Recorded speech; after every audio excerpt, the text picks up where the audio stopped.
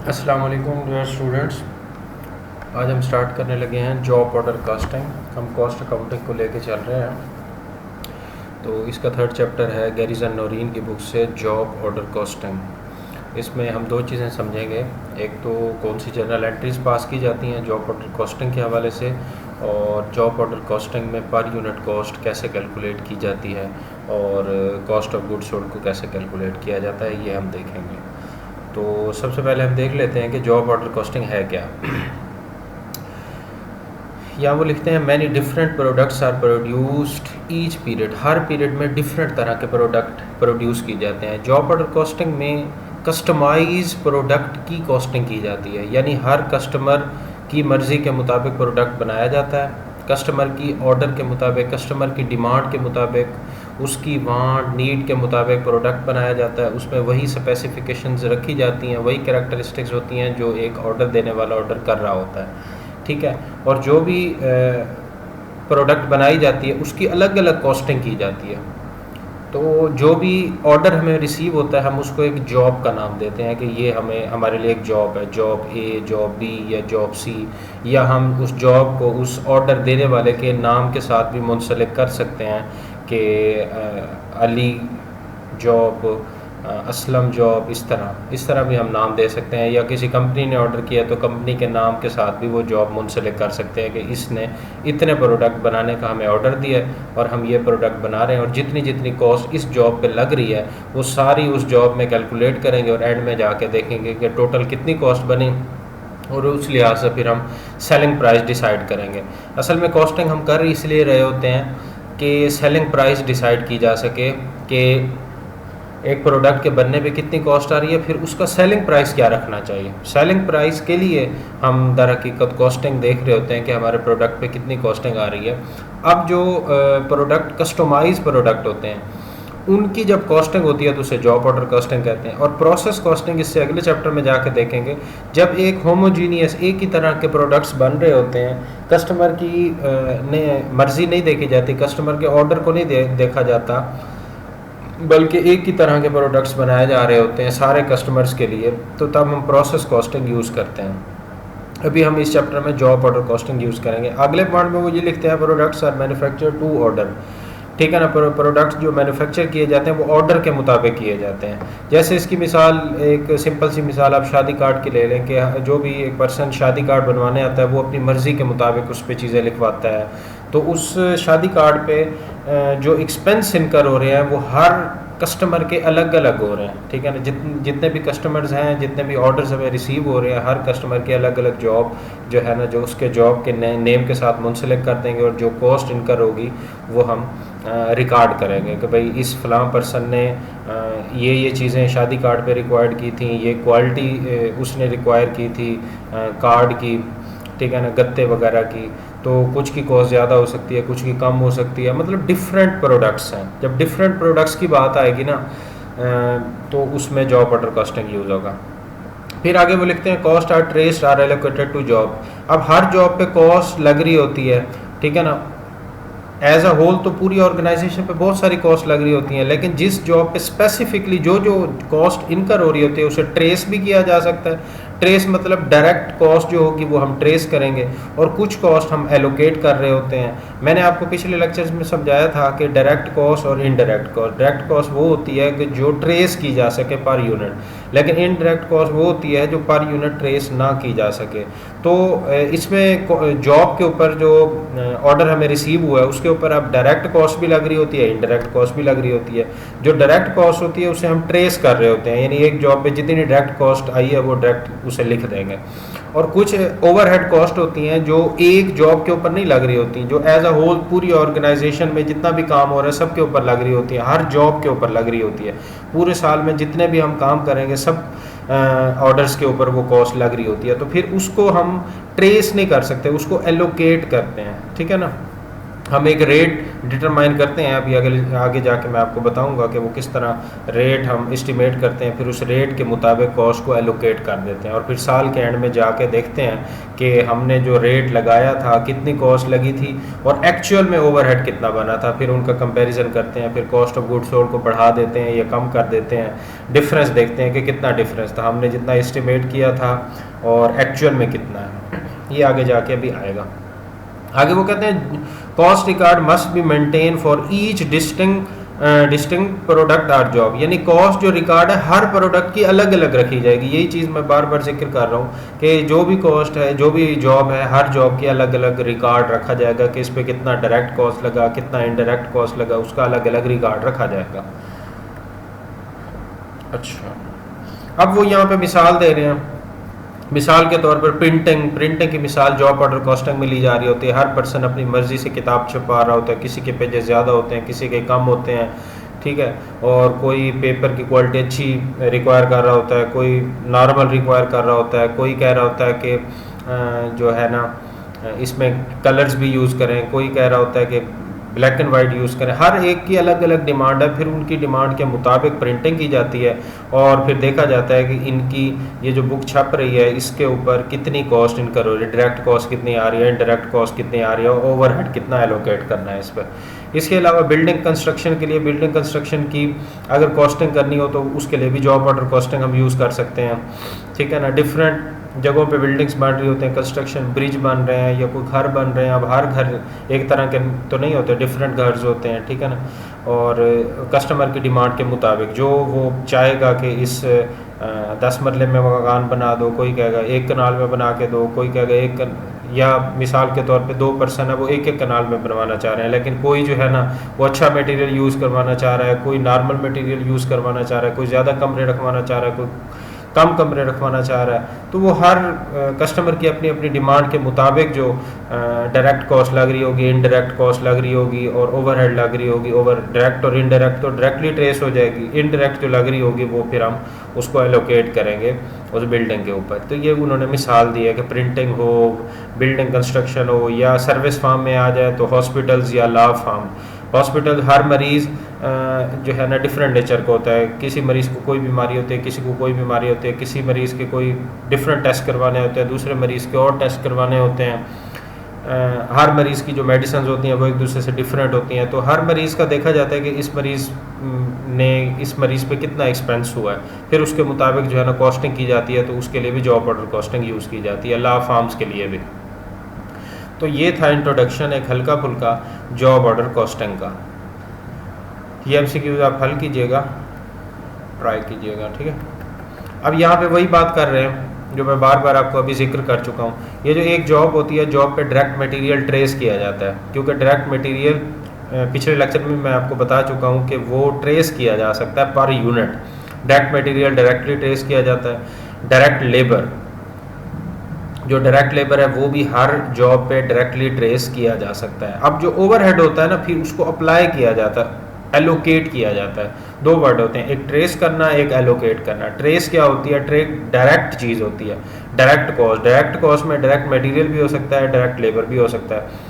और जो manufacturing overhead होती है उसमें 2 चीज़ें होती है, मैंने पिछले लेक्चर में आपको बताया था। एक इनडायरेक्ट मटेरियल होता है और एक इनडायरेक्ट लेबर होता है। वो जो इनडायरेक्ट मटेरियल और इनडायरेक्ट लेबर होता है उसको एलोकेट किया जाता है हर जॉब के ऊपर। भाई इस जॉब पे इतना मैन्युफैक्चरिंग ओवरहेड लग रहा है, इस पे इतना, इस पे इतना, इस पे इतना, ठीक है ना। डिफरेंट जॉब्स होंगी, एक साल में कई जॉब्स हमारे पास आती हैं, तो हर जॉब के अलग अलग हम जो है ना मैन्युफैक्चरिंग ओवरहेड को एलोकेट करते हैं कि कोई अब जॉब होगी वो ज़्यादा मैन्युफैक्चरिंग ओवरहेड रिक्वायर कर रही होगी, कुछ कम कर रही होंगी, तो उसी लिहाज से जितना भी बनता होगा जिस जॉब का मैन्युफैक्चरिंग ओवरहेड वो उस पर लगा दिया जाएगा, उस पर एलोकेट कर दिया जाएगा। तो ये आपने पॉइंट याद रखना है कि जो डायरेक्ट मटेरियल और डायरेक्ट लेबर है ना, इनकी कॉस्ट ट्रेस की जाती है, ट्रेस। और जो मैन्युफैक्चरिंग ओवरहेड होती है कि जिसमें इनडायरेक्ट मटेरियल और इनडायरेक्ट लेबर आती है, उसकी जो कॉस्ट है वो जॉब के ऊपर एलोकेट की जाती है, एलोकेट, ठीक है, ये याद रखिएगा। अब यहाँ पे वो बता रहे हैं कि sequence of events in job order costing system. सबसे पहले सीक्वेंस में क्या आता है? Receive orders from customer. Customer से हम ऑर्डर रिसीव करते हैं, फिर अपनी जॉब को स्केड्यूल करते हैं कि हम जॉब को मतलब किस तरीके से काम करेंगे। फिर उसके बाद ऑर्डर मटेरियल, फिर हम सप्लायर से मटेरियल ऑर्डर करते हैं कि भाई इस जॉब के लिए हमें इतना डायरेक्ट मटेरियल, इतना इंडायरेक्ट वगैरह वगैरह ये चाहिए हमें।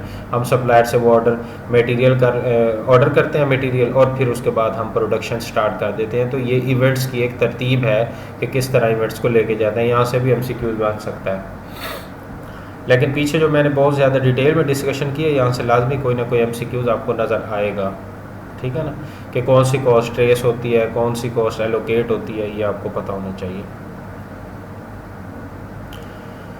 अच्छा, अब यहाँ पे वही बात कह रहे हैं, ये देखें डायरेक्ट में 3 जॉब्स हैं। यहाँ पे वो मिसाल ले रहे हैं 3 तरह की जॉब्स हैं, जॉब नंबर 1 2 3। अब जो डायरेक्ट मटेरियल है, डायरेक्ट मटेरियल की कॉस्ट ट्रेस कर देनी है, ट्रेस हो जाएगी जॉब 1 पे। जॉब 1 पे कितना डायरेक्ट मटेरियल लग रहा है वो लिख देंगे, भाई इतना डायरेक्ट मटेरियल लग रहा है, ठीक है ना, वो इजीली ट्रेस हो सकता है।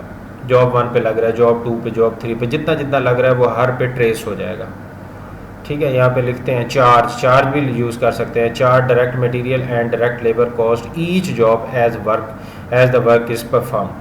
और डायरेक्ट मटेरियल को भी आपने ट्रेस करवा देना है, भाई इस जॉब 1 पे कितना डायरेक्ट मटेरियल लगा है, जॉब 2 पे, जॉब 3 पे कितना डायरेक्ट मटेरियल लगा है। फिर उसके बाद जो मैन्युफैक्चरिंग ओवरहेड होती है ना, मैन्युफैक्चरिंग ओवरहेड, इसको एलोकेट किया जाता है। अब यहाँ पे वो एक टर्म यूज़ कर रहे हैं, प्री डिटरमाइंड रेट। देखें ये आसान है बिल्कुल, मैं आपको समझाता हूँ। साल शुरू होने से पहले ना हम ये एस्टिमेट कर लेते हैं कि इस पूरे साल में कितना ओवरहेड लगेगा, पूरे साल में, यानी यूटिलिटी के कितने खर्चे होंगे, और इसके अलावा गेट कीपर्स वगैरह को कितने देंगे, सुपरवाइज़र को कितने देंगे, जो भी ओवरहेड कॉस्ट होती है। पिछले लेक्चर में हम ये देख चुके थे कि डायरेक्ट कॉस्ट क्या होती है, इनडायरेक्ट कॉस्ट क्या होती है। जो भी इनडायरेक्ट आपकी कॉस्ट होगी ना, जो मैन्युफैक्चरिंग ओवरहेड होगी, वो साल के शुरू में उसको एस्टिमेट कर लिया जाता है, ठीक है ना। उसको एस्टिमेट करके फिर उसको डिवाइड किया। यहाँ पे एक फार्मूला भी है, मैं दिखा देता हूँ आपको, यहाँ पे होगा, बल्कि वो बाद में मैं आपको पहले जाके वो समझा देता हूँ, फिर ये प्री डिटरमाइन वाला मसला हल हो जाएगा आपके लिए। हाँ ये है, देखें ये है कि जितनी भी आपकी ओवरहेड कॉस्ट होगी ना पूरे साल में, वो पहले एस्टिमेट कर ले। वो कैसे एस्टिमेट करते हैं, हम पिछले सालों को देख रहे होते हैं, ठीक है ना, पास्ट में ईयर्स को देख रहे होते हैं कि पिछले साल हमारा कितना मैन्युफैक्चरिंग ओवरहेड लगा था, वो हम एस्टिमेट कर लेते हैं कि हाँ भाई इस साल भी तकरीबन इतना लगेगा, या अगर कोई महंगाई हो गई है तो फिर उसी लिहाज से थोड़ा सा हम एडजस्ट कर लेते हैं कि मुमकिन है कि हमारा मैन्युफैक्चरिंग ओवरहेड बढ़ जाए। खैर एस्टिमेट हमने कर लिया, फिर उसके बाद हम डिवाइड कर देते हैं कॉस्ट ड्राइवर के साथ। अब कॉस्ट ड्राइवर मुख्तलिफ हो सकते हैं, डायरेक्ट मटीरियल भी हो सकता है, ठीक है ना, डायरेक्ट मशीन आर भी हो सकते हैं, डायरेक्ट लेबर भी कॉस्ट ड्राइवर हो सकता है कि भाई एक प्रोडक्ट है उसके बनाने पे कितने मशीन आर्स लग रहे हैं, तो टोटल मशीन आर्स ले लेंगे भाई एक साल में कितने मशीन कितने घंटे काम कर सकती है, उस मशीन आर्स को डिवाइड कर देंगे टोटल मशीन आर पूरे साल में जितनी। या अगर लेबर हम ले रहे हैं कॉस्ट ड्राइवर के तौर पे, तो हम ये देखेंगे कि पूरे साल में जो लेबर पूरे साल में कितने घंटे काम करेगी, तो वो हम टोटल लेबर आवर से उसको डिवाइड कर देंगे पूरे साल में, ठीक है ना। ऊपर टोटल मैन्युफैक्चरिंग कॉस्ट आ जाएगी, नीचे कॉस्ट ड्राइवर आ जाएगी, टोटल पूरे साल की लेंगे, ठीक है ना, उससे डिवाइड करेंगे तो हमें एक रेट मिल जाएगा। फिर ये जो रेट होगा ना, इसको कह रहे हैं प्री डिटरमाइंड ओवरहेड रेट। अब जब भी हमने कोई भी जॉब पे कॉस्ट अप्लाई करनी है, जॉब पे कॉस्ट एलोकेट करनी है ओवरहेड। अब मिसाल के तौर पे हमने जो कॉस्ट ड्राइवर लिया था ना, वो लिया था टोटल लेबर आवर, मिसाल के तौर पे टोटल लेबर आवर। अब हम जो भी जॉब पे कॉस्ट एलोकेट कर रहे हैं वो किस तरीके से करेंगे, अगर एक जॉब है उस जॉब पे 5 घंटे लेबर ने काम किया, तो अगर हमारा रेट होगा $4 या ₹4 पर आवर रेट है, 5 घंटे लेबर ने काम किया तो 4 को 5 से ज़रब दे देंगे, और उस जॉब पे मतलब कितना हमारा लगा, ₹20 लग गया, $20 या ₹20 हमारा ओवरहेड लग गया, ठीक है ना। जिस चीज़ से आप डिवाइड करेंगे, ये बड़ा टेक्निकल है, जिस चीज़ से आप डिवाइड करेंगे ना उसी चीज़ से जाके मल्टीप्लाई करना होता है फिर बाद में जब रेट अप्लाई कर।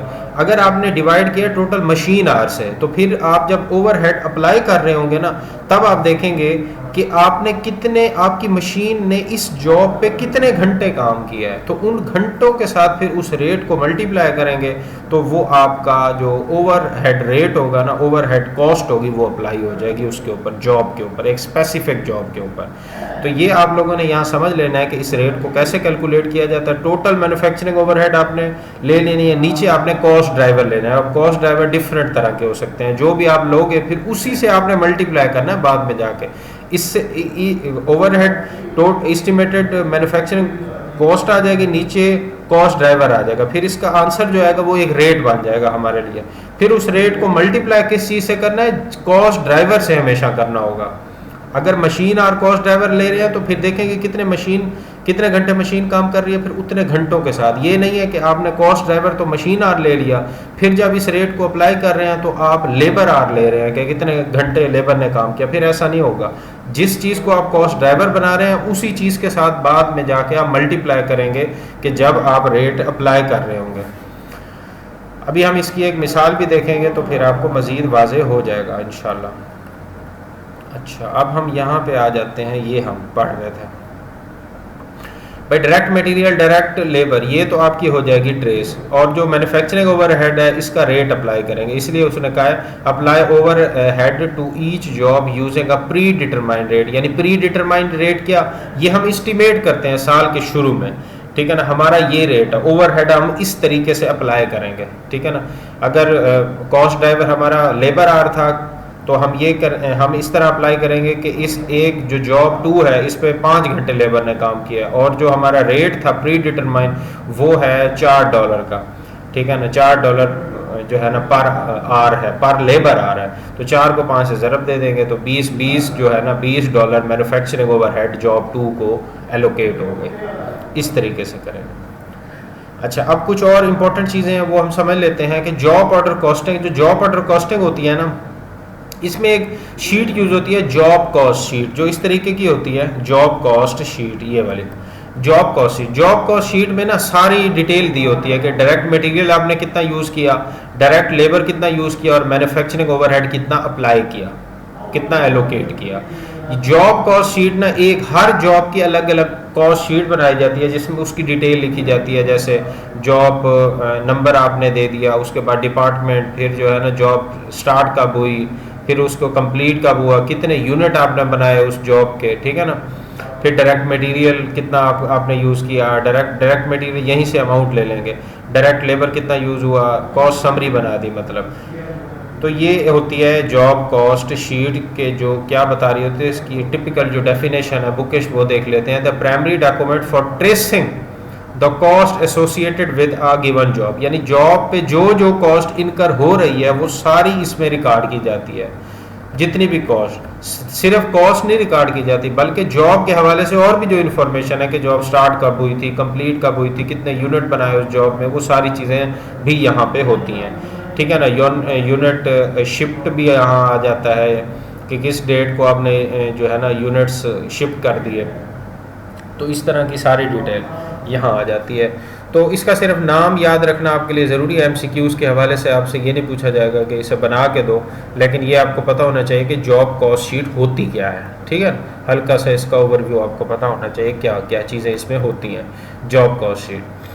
अब इसमें देखें कि अगर हमने कोई मटेरियल यूज़ किया एक ख़ास जॉब पे, अब जॉब का नंबर उन्होंने दे दिया है A143, अब जितना हमने मटेरियल यूज़ किया है ना वो हम यहाँ रिकॉर्ड करेंगे डायरेक्ट मटेरियल में, ठीक है ना। जैसे यहाँ पे वो लिख रहे हैं a material requisition form is used to authorise the use of material on a job. देखें, एक हमारा होता है purchasing department, purchasing department raw material को परचेज करके अपने पास रख लेता है। फिर जो प्रोडक्शन डिपार्टमेंट होता है ना वो परचेजिंग डिपार्टमेंट से रॉ मटेरियल लेता है, और फिर इसका एक डॉक्यूमेंटेशन होती है जिसे कहते हैं मटेरियल रिक्विजिशन। यानी ये जो मटेरियल रिक्विजिशन है ये प्रोडक्शन डिपार्टमेंट परचेज डिपार्टमेंट को भेजता है कि हमें इतने मटेरियल की ज़रूरत है। वो फिर जो है ना जो परचेज डिपार्टमेंट है, जो रॉ मटेरियल का परचेज डिपार्टमेंट है, वो उतना रॉ मटेरियल उस जॉब को दे देता है, उसको अलॉट कर देता है कि इतना आपको रॉ मटेरियल हमने दे दिया।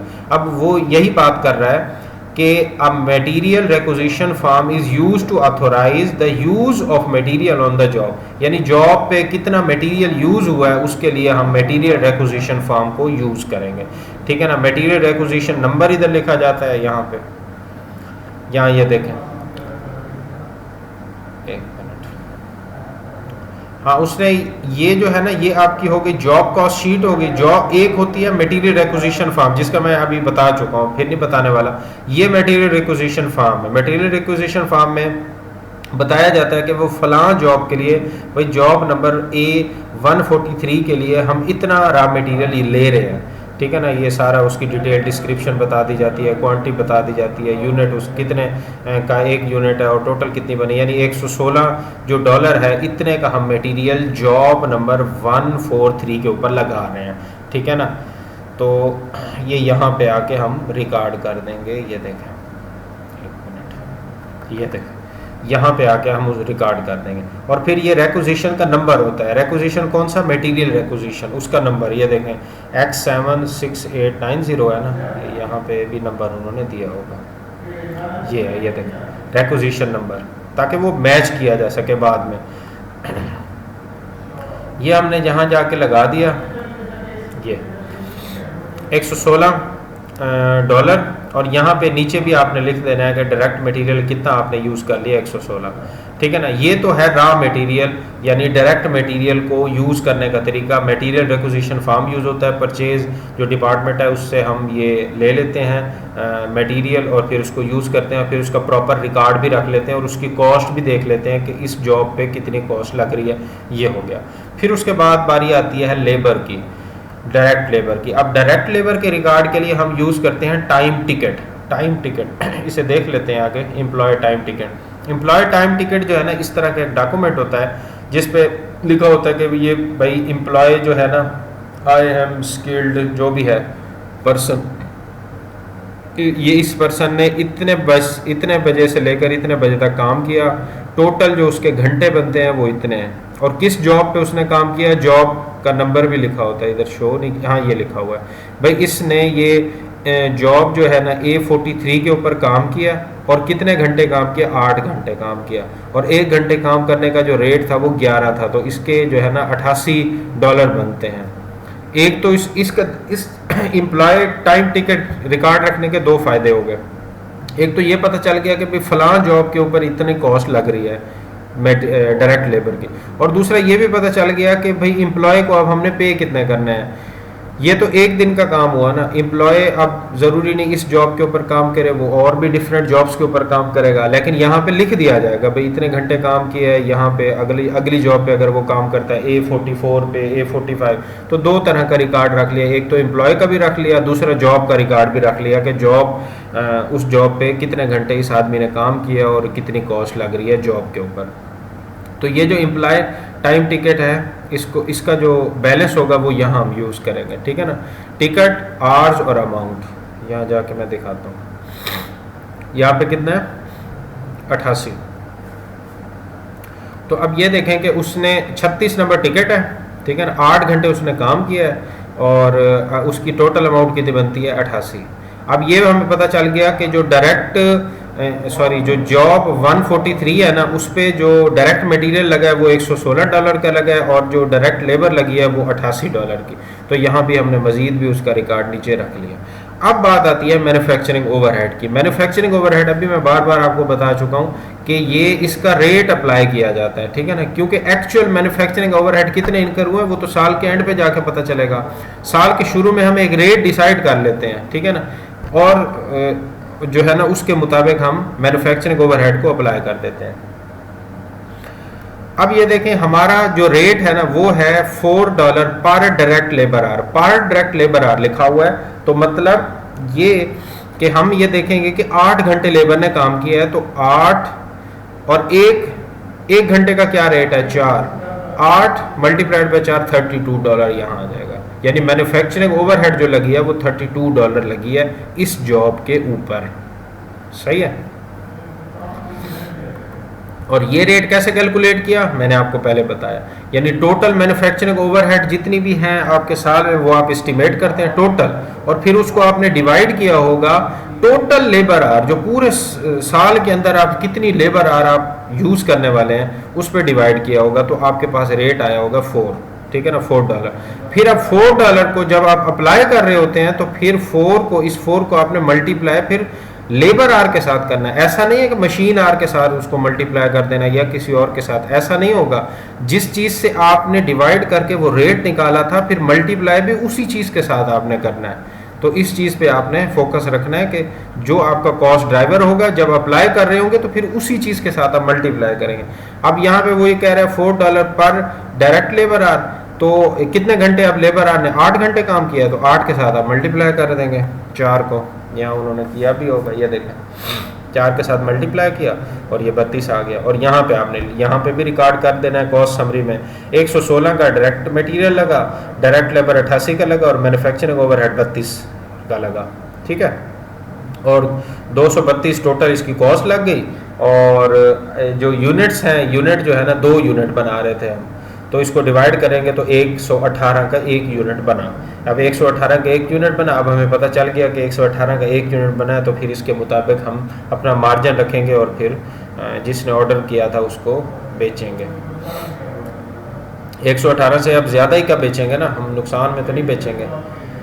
अच्छा, अब ये जो ओवरहेड रेट कैसे निकालते हैं ये मैंने आपको सिखा दिया, इसके बारे में काफ़ी डिटेल में बात हुई। टोटल मैन्युफैक्चरिंग ओवरहेड लेना है और फिर कॉस्ट ड्राइवर, जो कॉस्ट ड्राइवर होगा फिर आगे जाके जब आप मल्टीप्लाई कर रहे होते हैं ना रेट अप्लाई, फिर उसी चीज़ के साथ आपने मल्टीप्लाई करना है। ये बड़ा अहम पॉइंट है, ठीक है ना। कॉस्ट ड्राइवर जो होगी फिर उसी की चीज़ के साथ मल्टीप्लाई करना है। अच्छा, ये मैंने चीज़ें आपको बता दी हैं, ये वाली सारी।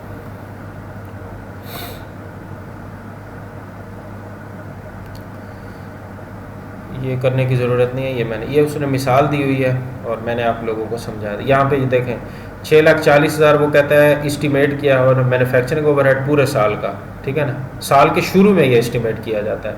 और 1,60,000 जो है ना टोटल पूरे साल में लेबर आर यूज़ होने वाली है, तो मतलब $4 पर डायरेक्ट लेबर आर ये हमारा रेट निकलेगा। अब हम देखेंगे कि एक जॉब पे कितनी लेबर काम कर रही है, कितने घंटे काम करते हैं, जितने घंटे काम करते हैं इस रेट को उसके साथ मल्टीप्लाई कर देंगे। अगर हमने डिवाइड किया होता ना टोटल मशीन आर के साथ, तो 1,60,000 टोटल मशीन आर होते, तो फिर हम मल्टीप्लाई भी फिर इस 4 को मशीन आर के साथ ही करते, फिर डायरेक्ट लेबर आर के साथ मल्टीप्लाई ना कर रहे होते जब हम अप्लाई करेंगे। तो ये सारी चीज़ें मैंने आपको बता दी हैं। ये वैसे उसने हाईलाइट कर दिया और समझाने की कोशिश की है, मैंने सारा ये बताया हुआ है आपको। अच्छा, ये MCQs आप देख लीजिएगा, ये जो मैंने पढ़ाया है उसी में से है, आपको समझ आ जाएगा। ये वाला भी, ये भी। अच्छा, ये तो थी हमारी कॉस्टिंग कि पर यूनिट कॉस्ट हम कैसे निकालते हैं जॉब ऑर्डर कॉस्टिंग में। जॉब कॉस्ट शीट को यूज़ करते हैं। अगर आपने सिंपली भी निकालना हो, आप निकाल लें direct material, direct labour, manufacturing overhead की अमाउंट लिखें। कैसे लिखेंगे, वो ओवरहेड रेट अप्लाई करना होता है उसके मुताबिक, और फिर टोटल कॉस्ट बन जाएगी। टोटल कॉस्ट निकालने के बाद कितने यूनिट की है उसको पर यूनिट, इसके यूनिट्स पे डिवाइड करेंगे, पर यूनिट कॉस्ट आ जाएगी। और फिर आपको पता चल जाएगा जॉब ऑर्डर कॉस्टिंग में पर यूनिट कॉस्ट इस तरह हमने कैलकुलेट कर दी और वो इतनी बनती है, ठीक है। तो ये मैंने सिखा दिया। अब ये कह रहा है कि जो job order costing document flow summary, document flow summary क्या है, मटेरियल रिक्विजिशन, इसके बारे में मैं आपको बता चुका हूँ। अब मटेरियल रिक्विजिशन ये दिया जाता है इसको परचेज डिपार्टमेंट को, ठीक है ना, या वेयर हाउस जहाँ पे हमारा रॉ मटेरियल पड़ा होता है उसको हम देते हैं। एक मिनट। अब जो मटेरियल हमारे पास आता है ना परचेज डिपार्टमेंट से हमने ले लिया, उस मटेरियल में 2 चीज़ें होती हैं, डायरेक्ट मटेरियल भी होता है और इनडायरेक्ट मटेरियल भी होता है। अब जो हमारा डायरेक्ट मटेरियल होता है वो जॉब कॉस्ट शीट में हम ऐड कर देते हैं, लेकिन जो उस मटेरियल में हमारे पास इनडायरेक्ट मटेरियल आता है उसे जॉब कॉस्ट शीट में ऐड नहीं करते, ठीक है ना। उसे हम मैन्युफैक्चरिंग ओवरहेड अकाउंट पे लेके जाते हैं। एक अकाउंट हम मेंटेन करते हैं मैन्युफैक्चरिंग ओवरहेड का। वो जो इनडायरेक्ट मटेरियल होता है उसको उधर डाल रहे होते हैं, यानी पूरे साल में जितना भी इनडायरेक्ट मटेरियल, इनडायरेक्ट लेबर लगेगा वो सारा का सारा हमारा ओवरहेड अकाउंट में डेबिट होता चला जाएगा। अब ये एंट्रियाँ भी आ रही हैं, मज़ीद भी आपको वाज़ेह हो जाएगा।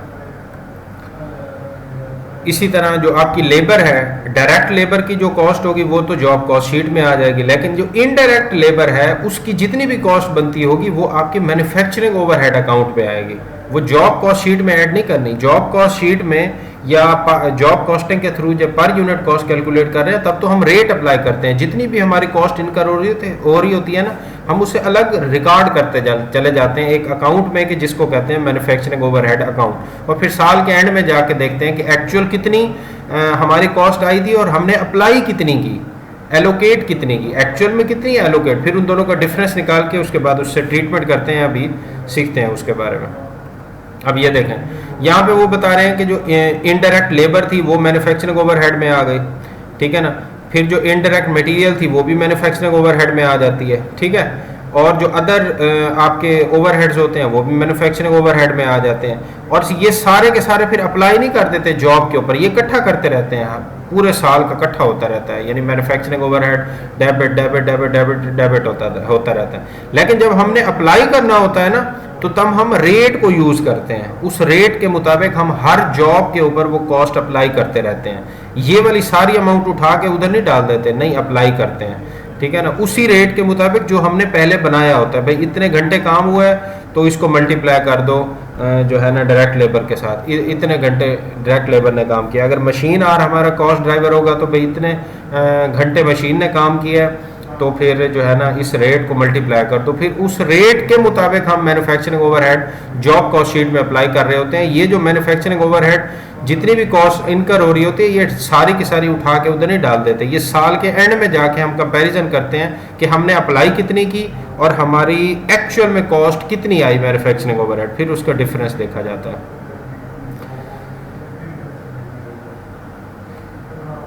अच्छा, ये इसकी जर्नल एंट्रीज पहले सिखा लेता हूँ, फिर यहाँ पे लेजर आके समझाऊंगा और यहाँ पे मज़ीद आपको वाजे हो जाएगा कि एक्चुअल अप्लाइड रेट और जो है ना दूसरा, एक मिनट, पहले आपको जर्नल एंट्रीज करवा दूँ फिर लेजर पे आते हैं। जर्नल एंट्रीज डायरेक्ट करें तो ज़्यादा अच्छा बेहतर तरीके से समझ आता है।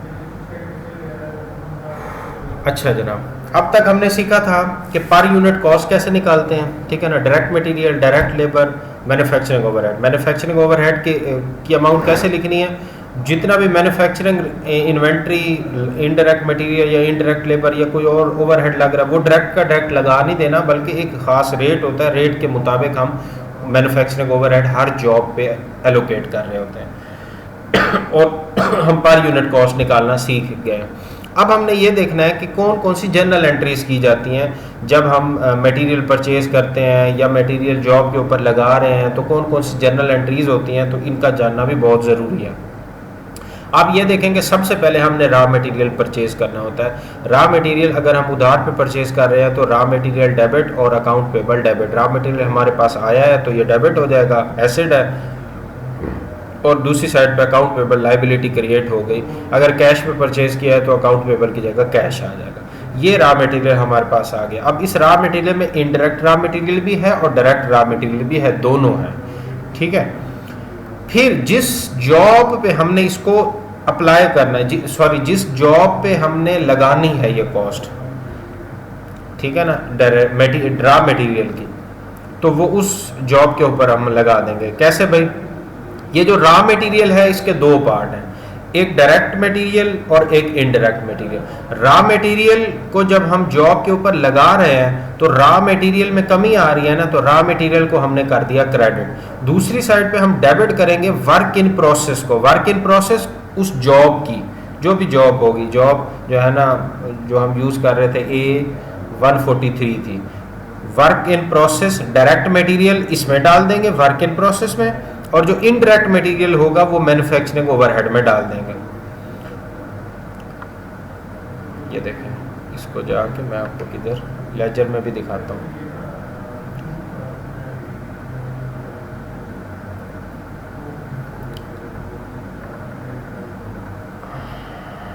ये देखें, पीछे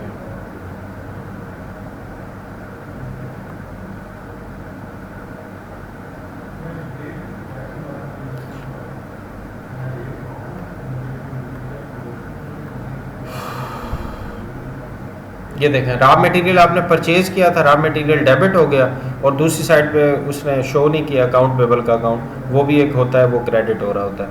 हमारा ताल्लुक है इससे रॉ मटेरियल के साथ, रॉ मटेरियल डेबिट हो गया। फिर रॉ मटेरियल जब यूज़ हो रहा है तो रॉ मटेरियल को वो क्रेडिट कर रहा है। अब रॉ मटेरियल के दो पार्ट्स होते हैं, डायरेक्ट मटेरियल और इनडायरेक्ट। जो डायरेक्ट मटेरियल है उसको डाल रहा है वर्क इन प्रोसेस में, और वर्क इन प्रोसेस को कर रहा है डेबिट। और जो इनडायरेक्ट मटेरियल है उसे डाल रहा है मैन्युफैक्चरिंग ओवरहेड में, मैन्युफैक्चरिंग ओवरहेड को कर रहा है डेबिट। तो यही मैं चीज़ ये आपको दिखा रहा था यहाँ पे जर्नल एंट्री में।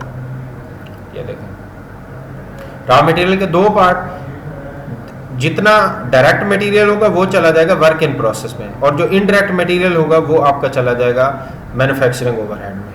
क्लियर? अब फिर इसके बाद बात होती है हमारी सैलरीज की और वेजेस की। सैलरीज और वेजेस पेएबल का हम अकाउंट बना देते हैं, क्योंकि अभी हमने पे नहीं किया होता, इसको पे करेंगे। हमारा ये तरीका होता है कि हम महीने के एंड पे, साल के एंड पे, जो भी हमारा तरीक़ाकार होगा तब हम उसे पे करेंगे। तो पेएबल का हम अकाउंट बना देते हैं, ठीक है। तो सैलरीज एंड वेजेस पेएबल के अभी हमने पे करनी है। अब सैलरीज और वेजेस, अब इसमें डायरेक्ट लेबर भी होती है, इनडायरेक्ट लेबर भी होती है। जो डायरेक्ट लेबर है वो डायरेक्ट डाल देनी है वर्क इन प्रोसेस में, और जो आपकी इनडायरेक्ट लेबर होगी उसे मैन्युफैक्चरिंग ओवरहेड में डाल देनी है।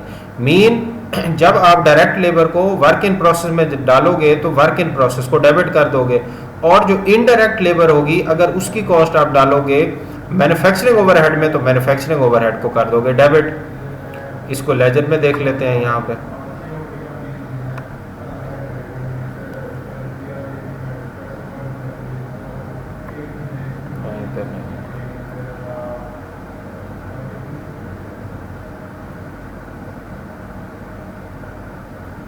ये देखें, सैलरीज एंड वेजेस पेएबल। अब इसके वेजेस सैलरी दो हिस्से, डायरेक्ट मटेरियल और डायरेक्ट लेबर और इनडायरेक्ट लेबर। डायरेक्ट लेबर को जब वो डाल रहा है वर्क इन प्रोसेस में तो वर्क इन प्रोसेस को क्या कर रहा है डेबिट, और यही इनडायरेक्ट लेबर जब जा रहा है मैन्युफैक्चरिंग ओवरहेड में तो फिर मैन्युफैक्चरिंग ओवरहेड डेबिट हो रहा है और सैलरी वेजेस पेएबल क्रेडिट हो रहा है, ठीक है। तो ये जो डायरेक्ट मटेरियल है ये तो ऑलरेडी हमने ऐड किया हुआ, उसके बाद हमारे पास आ जाता है डायरेक्ट लेबर। फिर अब अगली बात होती है मैन्युफैक्चरिंग ओवरहेड अप्लाई करने की। अब जो मैन्युफैक्चरिंग ओवरहेड है वो ये नहीं है कि इनडायरेक्ट मटेरियल और इनडायरेक्ट लेबर ये जितनी अमाउंट है उसे उठा के आप जो है ना वर्क इन प्रोसेस में डाल दें, ऐसा नहीं होता।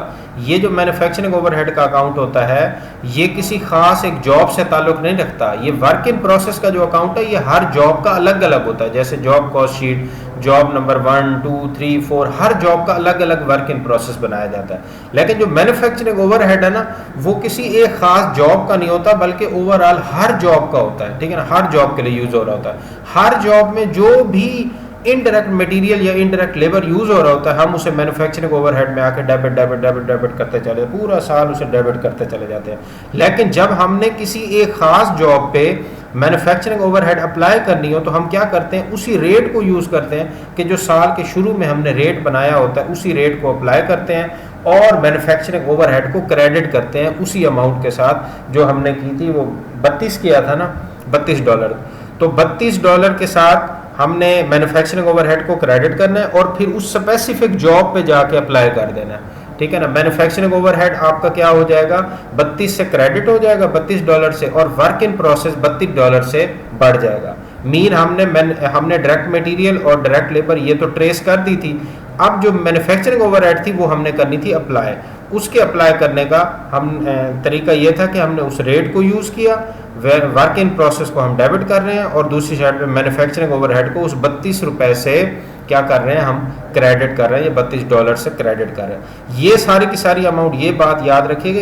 ये जो इनडायरेक्ट मटेरियल, मिसाल के तौर पे मैं कहता हूँ इनडायरेक्ट मटेरियल ₹20 का लगा था, इनडायरेक्ट लेबर आपका ₹30 का लगा था, तो ये अमाउंट आपकी 50 बन रही है और इधर से आप 32 उधर डाल रहे हो, तो आप ऐसे ही करोगे, ठीक है ना। ये नहीं कि 50 आपकी इधर बन रही है तो वो 50 का 50 उठा के उधर डाल लो, ठीक है ना। ऐसा नहीं करना। आपने जो अप्लाई करना है वो एक रेट के मुताबिक, जो रेट आपने पहले से बनाया उसके मुताबिक अप्लाई करना है। ये 32 बन रहा था, 8 घंटे लेबर ने काम किया था, एक जो है रेट हमारा था पर लेबर आवर वो $4 था, तो 32 बना टोटल। 32 के साथ आपने मैन्युफैक्चरिंग ओवरहेड को अप्लाई करना है वर्क इन प्रोसेस में। ये पॉइंट अहम है, याद रखिएगा।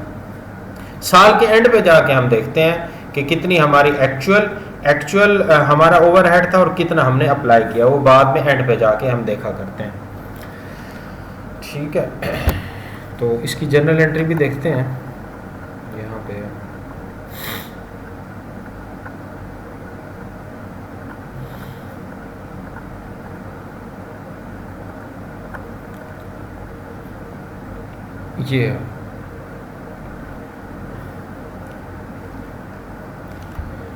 ये देखें, अब यहाँ पे वो कहता है अकाउंट पेबल, प्रॉपर्टी टैक्स पे, प्रीपेड, ये सारे इनडायरेक्ट एक्सपेंसेस है। इनडायरेक्ट एक्सपेंसेस को वो कहाँ लेके जा रहा है? मैन्युफैक्चरिंग ओवरहेड में।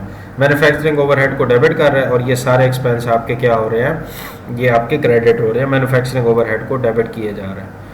फिर उसके बाद मैन्युफैक्चरिंग ओवरहेड जो है, ओवरहेड इसकी अमाउंट डाल रहा है वर्क इन प्रोसेस में, वर्क इन प्रोसेस को डेबिट कर रहा है और मैन्युफैक्चरिंग ओवरहेड को क्रेडिट कर रहा है।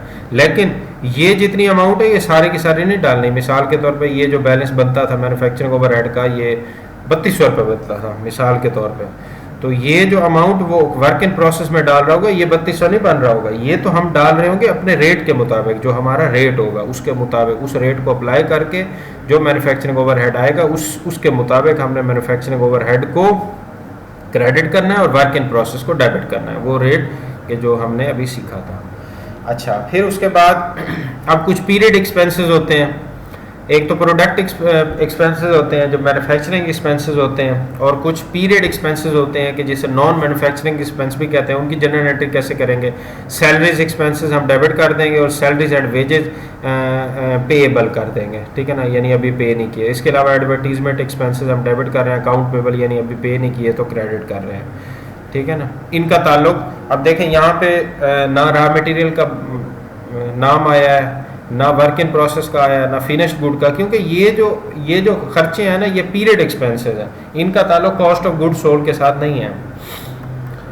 अच्छा, अब जब वर्क इन प्रोसेस में हमारा गुड कंप्लीट हो जाता है तो फिर वर्क इन प्रोसेस को हम क्लोज कर देते हैं, वर्क इन प्रोसेस को क्रेडिट कर देते हैं। वही वर्क इन प्रोसेस का जितना भी अमाउंट होता है वो हम फिनिश्ड गुड में डेबिट कर देते हैं, यानी वो गुड वर्क इन प्रोसेस में जो कंप्लीट हुआ अब उसको ट्रांसफ़र कर दिया हमने फिनिश्ड गुड के साथ। मिसाल के तौर पे यहाँ हमारा वर्क इन प्रोसेस पे 3 तरह के खर्चे थे, डायरेक्ट मटेरियल था, डायरेक्ट लेबर था और मैन्युफैक्चरिंग ओवरहेड। मिसाल के तौर पे ये 3200 रुपये का सारा खर्चा हुआ था, तो वर्क इन प्रोसेस का जो अकाउंट है वो 3200 के साथ क्रेडिट करके हम उसे क्लोज कर देते हैं और यही जो कॉस्ट होती है हम ट्रांसफ़र कर देते हैं फिनिश गुड में। फिनिश गुड का एक अकाउंट खोलते हैं, 3200 वहाँ चला जाता है, ठीक है।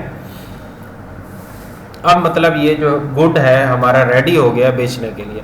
फिर जब हम इसे बेचेंगे तो तब कौन सी एंट्री करेंगे? अब ये जो है परपेचुअल सिस्टम है, ये परपेचुअल सिस्टम मैंने आप लोगों को जब फाइनेंशियल अकाउंटिंग पढ़ाई थी तो तब बताया था कि परपेचुअल सिस्टम के मुताबिक जब आप सेल कर रहे होते हैं तो 2 तरह की एंट्री करते हैं, तो ये परपेचुअल सिस्टम है। अब आप सेल कर रहे हैं उसी प्रोडक्ट को, अकाउंट रिसीवेबल डालेंगे सेल, अगर कैश पे कर रहे हैं तो कैश टू सेल आ जाएगा। फिर दूसरी साइड पे आपका आएगा cost of good sold, debit हो रहा होगा, और फिनिश्ड गुड, यही वाला फिनिश्ड गुड, ये फिनिश्ड गुड्स, ये जो फिनिश्ड गुड यहाँ होंगे। अब अगर सारे के सारे हम बेच रहे हैं तो इस पूरे अकाउंट को क्लोज कर देंगे, लेकिन अगर कुछ बेच रहे हैं कुछ पड़े हैं तो जितने भी हम बेच रहे हैं ना उसी लिहाज से हम फिनिश्ड गुड को क्रेडिट कर देंगे, फिनिश्ड गुड को कम कर देंगे, ठीक है ना। और दूसरी साइड पे कॉस्ट ऑफ गुड सोल्ड आ जाएगा। तो ये हमारा जब हम बेचने लगेंगे तो इस तरह की एंट्री होगी, ठीक है। अब ऊपर जाके इसको लेजर में देखते हैं, लेजर में किस तरह हमारा होता है।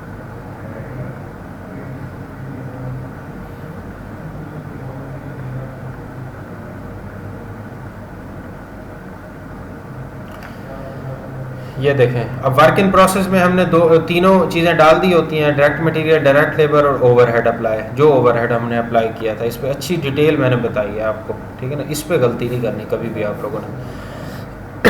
फिर उसके बाद क्या करेंगे? अब जो वर्क इन प्रोसेस है ये तीनों कॉस्ट लग गई उस पर, वर्क इन प्रोसेस को आपने क्रेडिट करना है, क्रेडिट करके इसको क्लोज कर देना और फिनिश गुड का अकाउंट खोलना है। फिनिश गुड में डाल जाके यही जितनी भी अमाउंट होगी ना टोटल वहीं जाके डाल देनी है। फिनिश गुड का अकाउंट हमने डेबिट कर दिया। फिर जब हमारी ये चीज़ बिकेगी तो फिर क्या करेंगे? फिनिश गुड को हम क्रेडिट कर देंगे, जितने भी हमारा चीज़ें बिक्री होंगी, कॉस्ट ऑफ गुड्स सोल्ड जितना भी होगा उसके साथ फिनिश गुड को क्रेडिट कर रहे होंगे और कॉस्ट ऑफ गुड्स सोल्ड को डेबिट कर रहे होंगे। अभी उसकी जर्नल एंट्री भी मैंने आपको दिखाई थी, ठीक है। अच्छा, अब ये है, अब थोड़ा सा मसला ये है, एक मिनट यहाँ दिखाता हूँ आपको।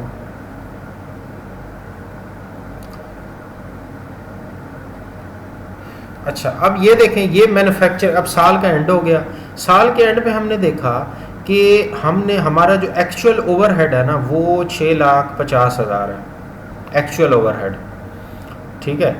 लेकिन हमने जितना जॉब्स पे अप्लाई किया है ना वो हुआ है 6,80,000, मतलब 30,000 हमने ज़्यादा अप्लाई कर दिया, 30,000 हमने ज़्यादा अप्लाई कर दिया, मतलब हमने कॉस्ट ऑफ गुड्स सोल्ड को बढ़ा दिया था, कॉस्ट ऑफ गुड्स सोल्ड को 30,000 से बढ़ा दिया। एक्चुअल में वो कितनी थी, मैन्युफैक्चरिंग ओवरहेड 6,50,000 की थी, लेकिन हमने ज़्यादा अप्लाई कर दिया। हमारा जो रेट था ना वो हमने सही नहीं वो उसे जो है ना बनाया था, इस्टीमेट सही नहीं किया था, हमने ज़्यादा रेट लगा दिया। एक्चुअल में जो हमारा खर्चा हुआ था वो कम हुआ, तो मतलब 30,000 से हमने कॉस्ट ऑफ गुड्स सोल्ड को बढ़ा दिया। अब कॉस्ट ऑफ गुड्स सोल्ड को हमने 30,000 से बढ़ाया, तो कॉस्ट ऑफ गुड्स सोल्ड को 30,000 से कम करो। एक चीज़ आपने बढ़ा दी है ना, कॉस्ट ऑफ गुड्स सोल्ड को 30,000 से, अब उसे कम कर दो, कॉस्ट ऑफ गुड्स सोल्ड को 30,000 से क्रेडिट कर दो, ठीक है ना। अगर आप ये नहीं करोगे, अगर ये नहीं करोगे, इसका ये मतलब है कि आपने cost of goods sold over state कर दिया, यानी ज़्यादा बढ़ा दिया। हालांकि एक्चुअल में तो 6,50,000 थी, लेकिन आपने 6,80,000 कर दी, तो मतलब कॉस्ट ऑफ गुड्स सोल्ड आपने ज़्यादा ओवर स्टेट कर दी। अगर cost of goods sold over state हो जाए तो आपका जो प्रॉफिट होता है वो अंडर स्टेट हो जाता है। ये भी एक अहम पॉइंट है, एमसीक्यूज में आ सकता है। कॉस्ट ऑफ गुड्स सोल्ड अगर ओवर स्टेट हो गई है तो फिर प्रॉफिट जो है वो अंडर स्टेट हो जाएगा, लेकिन अगर cost of goods sold under state हो गई है तो फिर प्रॉफिट ओवर स्टेट हो जाता है, ठीक है ना। तो ये आप लोगों ने इसका याद रखना है पॉइंट, ये एमसीक्यूज के हवाले से। तो हम यहाँ ये देख रहे हैं कि 30,000 हमने ज़्यादा लगा दिया था, ठीक है ना, तो कॉस्ट ऑफ गुड्स सोल्ड को 30,000 से कम कर दो। ये एमसीक्यूज भी आप कर लेना, ये अभी मैंने आपको सिखाया है कि क्या उसका असर पड़ेगा प्रॉफिट पे और कॉस्ट पे, ये एमसीक्यूज भी आप करना। अब ये देखो, यहाँ पे वो कह रहा है अगर अंडर अप्लाइड, यानी अगर आपकी जितनी भी कॉस्ट बनती थी आपने उससे कम अप्लाई किया, यानी पहले जो हमने मिसाल ली 6,50,000 आपकी बनती थी और 6,80,000 जो है ना आपने अप्लाई कर दी, इसका उलट ले लें, यानी 6,80,000 बनती थी एक्चुअल में, साल के एंड में जाके देखें, लेकिन आपने जो अप्लाई किया वो 6,50,000 किया, तो 30,000 कम आपने अप्लाई किया, तो 30,000 कम अप्लाई किया तो कॉस्ट ऑफ गुड्स सोल्ड को उसी 30,000 से बढ़ा दो, कॉस्ट ऑफ गुड्स सोल्ड को डेबिट कर दो, ठीक है ना। तो ये डेबिट हो जाएगा। अगर आपने ओवर अप्लाइड कर दिया, जिसकी मिसाल अभी हमने देखी भी थी कि क्या था कि एक्चुअल में 6,50,000 था, लेकिन आपने ज़्यादा अप्लाई कर दिया, 6,80,000, 30,000 से ज़्यादा अप्लाई कर दिया, तो ज़्यादा किया तो वो उस कॉस्ट ऑफ गुड्स सोल्ड को डिक्रीज़ कर दो उसी अमाउंट से, ठीक है ना। तो ये उसकी ट्रीटमेंट है। अगर आप जो ओवर हेड है उससे अंडर अप्लाइड करते हो या ओवर अप्लाइड करते हो तो फिर उसके मुताबिक ये ट्रीटमेंट है। बिल्कुल लॉजिकली है, अगर इसे आप समझ लें तो आपको इसको रटने की ज़रूरत ही पेश नहीं आएगी इंशाल्लाह। तो ये इसकी एंट्रीज थी, उसके लेजर और कॉस्ट ऑफ गुड्स सोल्ड को कैसे कैलकुलेट करते हैं, ये हमारा था चैप्टर। मैं इसको हल्का सा रिपीट कर देता हूँ ताकि जो चीज़ें स्कैटर्ड थी वो एक ही जगह आपके माइंड में बैठ जाए।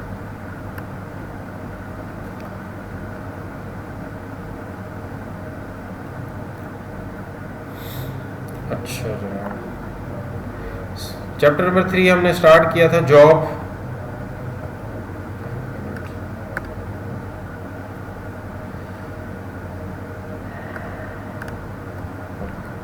अच्छा, हमने शुरू किया था ये job order costing. Job order costing में हमने देखा था डिफरेंट तरह के ऑर्डर्स होते हैं, कस्टमाइज प्रोडक्ट होते हैं। जॉब ऑर्डर कॉस्टिंग हो तो जॉब ऑर्डर कॉस्टिंग में हमने दो इंपॉर्टेंट चीज़ें सीखनी है कि जॉब ऑर्डर कॉस्टिंग में पर यूनिट कॉस्ट कैसे कैलकुलेट की जाती है और फिर इसकी जर्नल एंट्रीज कैसे होती हैं वो हमने देखी, फिर इसकी मिसालें देखी, ठीक है ना। और यहाँ मैंने आपको बताया डायरेक्ट मटेरियल, डायरेक्ट लेबर, ये ट्रेस होता है जॉब पे, और जो मैन्युफैक्चरिंग ओवरहेड होता है वो उसे अप्लाई करना होता है। और वो जो रेट होता है वो साल शुरू होने से पहले हम डिफ़ाइन कर लेते हैं, इस्टीमेट करते हैं, फिर ठीक है उसके मुताबिक हम वो रेट जब भी जिस कॉस्ट पे जितना जो है ना मैन्युफैक्चरिंग लगना हो तो हम एलोकेट करते रहते हैं और अप्लाई करते रहते हैं।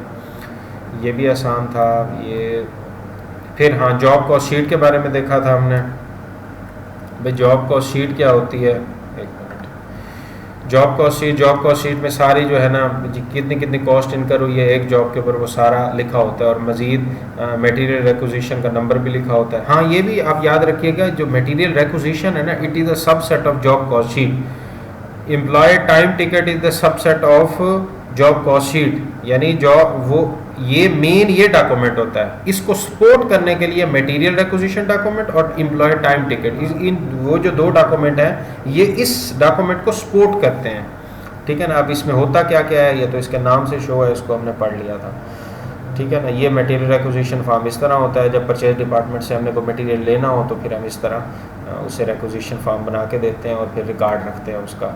फिर एम्प्लॉय टाइम टिकट जो है ना, यहाँ एम्प्लॉयज़ का रिकॉर्ड रखा जाता है कि उसने किन किन जॉब्स पे कितने घंटे काम किया और उसके क्या पैसे बनते हैं। इसके दो फ़ायदे हैं, एक तो एम्प्लॉय का रिकॉर्ड रखने में आसानी है, दूसरा जॉब के ऊपर कितना वो टाइम लगा रहा है उसकी कॉस्ट कैलकुलेट करना आसान है। फिर जो ओवरहेड है हम अपने रेट के मुताबिक अप्लाई करेंगे, जो साल के शुरू में हमने रेट बनाया था, ये उसका फार्मूला है, ये उसके अप्लाई करने का तरीका है। और ये बेशक ना करना, ये मैंने सारी चीज़ें आप लोगों को बता दी हैं, ठीक है ना। फिर ये डॉक्यूमेंट्स फ्लो, ये एक नज़र इसे देख लेना, ज़्यादा ज़रूरी नहीं है। अच्छा जनाब, रॉ मटेरियल, पहले इसने जनरल एंट्रियाँ इसको बतानी चाहिए थी, फिर लेजर, लेकिन इसने पहले लेजर बताया फिर जनरल एंट्रीज़। तो आपने पहले ये जनरल एंट्रीज़ कर लेनी है, इसको समझ लेना है, ठीक है ना। और फिर उसके बाद आपने लेजर में जाके इसको देख लेना है कि किस तरह कितने कितने अकाउंट हम मेंटेन करते हैं जॉब कॉस्टिंग में। और एंड में फिर जब बेच दें तो फिर कॉस्ट ऑफ गुड सोल्ड को हम डेबिट कर रहे होते हैं, फिनिश गुड को क्रेडिट कर रहे होते हैं। तो ये था हमारा जॉब ऑर्डर कॉस्टिंग, जिसमें हमने जो पर यूनिट कॉस्ट कैलकुलेट करना सीखी, उसके डिफरेंट डॉक्यूमेंट्स देखे, फिर जो है ना जनरल एंट्रीज़ देखी, लेजर देखे, फिर हमने ये देखा कि जो हम ओवरहेड अप्लाई कर रहे होते हैं, ओवरहेड उस पर अगर वो अंडर स्टेट हो जाए या ओवर स्टेट हो जाए तो उसके साथ क्या ट्रीटमेंट किया जाता है, वो हमने देख लिया, ठीक है। ये अब ख़त्म। अब अगली रिकॉर्डिंग मैं करता हूँ, ये रिकॉर्डिंग काफ़ी लेंथी हो गई है, तो अगला हमारा चैप्टर होगा प्रोसेस कॉस्टिंग, ठीक है ना। ये बड़े अहम चैप्टर हैं और सबसे ज़्यादा तंग भी यही करते हैं कॉस्ट अकाउंटिंग में।